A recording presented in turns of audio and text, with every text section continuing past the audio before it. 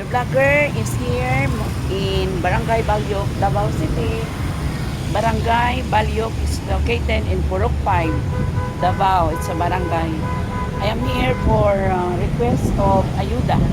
Daming ayudas here in Davao. So life is really worth living here. Yeah, this is it. Barangay Hall, Balyok, Talumo District, Davao City. This is it, the location.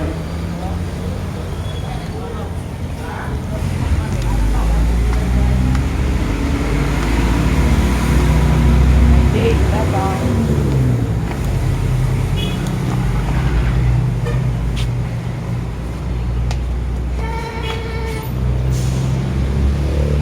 For those who have transaction,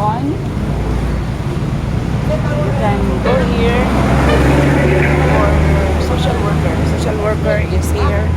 Although we are living in Pequeño, but I was told that the social worker is here. But however, he or she will be on duty on Monday. So I have to go back for processing of ayuda in Barangay Balyok. Thank you for joining me, my kamabuayers. I do not know how to go back to the city now. I have to ride in a few minutes. This is it.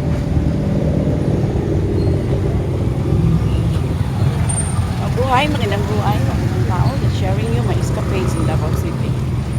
Teacher vlogger, Teacher Bing, Erlina Bing Basilio, Ridon, live and alive, Balyok, Barangay Hall, Davao City. Thank you, kamabuayers. Thank you, kamabuhay. Until my next vlog.